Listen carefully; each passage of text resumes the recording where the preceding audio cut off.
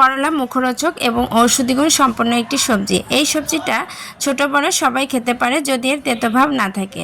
তো আজ আপনাদের সাথে শেয়ার করতে যাচ্ছি করলার গুণগত মান ঠিক রেখে এবং এর রং ঠিক রেখে কিভাবে সহজভাবে ভাজি করা যায় আর ছোট বড় সবাই মজা করে খেতে পারে। আসসালামু আলাইকুম, কেমন আছেন সবাই? আজ আপনাদের জন্য করলা ভাজি করব বলে এই তো ফ্রেশ বাজার থেকে করলা নিয়ে এসেছি। খুব সুন্দর লাগছে, দেখলেই খুব লোভ হচ্ছে। আমার সবসময় করলা ভাজি অনেক বেশি পছন্দ, আর গরুর মাংস রান্না হলে যদি করলা ভাজি করে থাকি তাহলে তো আর বলার অপেক্ষা রাখে না, আর কোনো দিকে চোখই যাবে না আমার। আর আজ আপনাদেরকে যেভাবে করলা ভাজি করে দেখাচ্ছি এভাবে যদি আপনারা করলা ভাজি করে খান তাহলে আমি নিশ্চিত আপনারাও এই করলা ভাজির প্রেমে পড়ে যাবেন।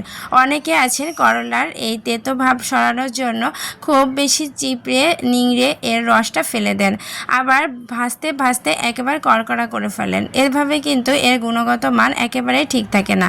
করলাটাকে আমি যেভাবে ভাজি করি এভাবে কিন্তু এর জুসি ভাবটা থাকে আর খেতেও দারুণ লাগে। এর যে উপকারিতা সেটা পাওয়া যায়। তো এর জন্য কিন্তু একটু বেশি পরিমাণে পেঁয়াজ দিতে হবে। আমি এখানে পরিমাণ মতো পেঁয়াজ দিয়েছি, কাঁচামরিচ নিয়েছি।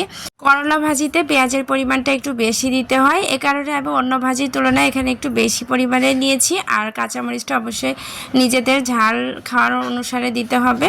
আর এখানে করলাগুলোকে আমি মিডিয়ামভাবে স্লাইস করে নিয়েছি, একেবারে পাতলাও না একেবারে মোটাও না। এখন ফ্রাই প্যানে তেল দিয়েছি পরিমাণ মতো। তেলটা একটু গরম হতেই দিয়ে দিব পেঁয়াজ। পেঁয়াজগুলো কিন্তু আমি গোল গোল করে কেটে নিয়েছি। আপনারা অবশ্যই আপনাদের ইচ্ছে মতো কেটে নিতে পারেন, তবে যেমন করে আমি করলাগুলোকে কেটেছি মানে গোল গোল করে সেভাবেই আমি পেঁয়াজগুলোকে কেটে নিয়েছি। পেঁয়াজগুলো একটু নেড়েচেড়ে এর মধ্যে দিয়ে দিলাম 2টা রসুন কুচি। রসুনটাও বাড়িয়ে কমিয়ে দিতে পারেন নিজের ইচ্ছা মতো, এটা কোনো ফ্যাক্ট না, তবে পেঁয়াজটা একটু বেশি দিতে হবে।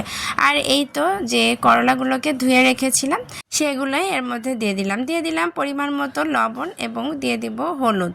করলা ভাজি করার জন্য কিন্তু বেশি মশলার প্রয়োজন হয় না, একেবারে অল্প মশলা উপকরণ দিয়েই এই ভাজিটা করা হয়। খেতে কিন্তু দুর্দান্ত হয়। একটু নেড়েচেড়ে ঢাকনা দিয়ে আমি 2-3 মিনিটের মতো ঢেকে রেখেছিলাম। বাকি রান্নাটা আমি ঢাকনা ছাড়াই করে নিয়েছি, কারণ যদি করলা ভাজি করার সময় ঢাকনা দিয়ে ঢেকে রাখা হয় কালারটা ঠিক থাকে না। যে কোনো ভাজি করলেই আমি ঢাকনা ছাড়াই করার চেষ্টা করি, তাতে করে করলা কিংবা ভেন্ডি এগুলার কালারটা ঠিক থাকে। আর এর মধ্যে কিন্তু এটা সিদ্ধ হয়ে যায়, কারণ এটা খুব বেশি মোটা করে কাটা না, একেবারে পাতলা স্লাইস বলতে পারেন। আর এখানে আলুও ব্যবহার করি না, চাইলে আলু দিয়েও এই ভাজিটা করলে অনেক বেশি মজার হয়। তো সব মিলে আজকের এই ভাজিটা দিয়ে কিন্তু আমার পরিবারের সবাই খেয়েছি, আলহামদুলিল্লাহ কোনো তেতো ভাব ছিল না। আর এর রং এবং গুণগত মান সবটাই ঠিক ছিল। তো আপনারাও চাইলে এভাবে এই ভাজিটা করে খেতে পারেন, ইনশাল্লাহ ভালো লাগবে। সবাই ভালো থাকবেন, সুস্থ থাকবেন, আল্লাহ হাফেজ।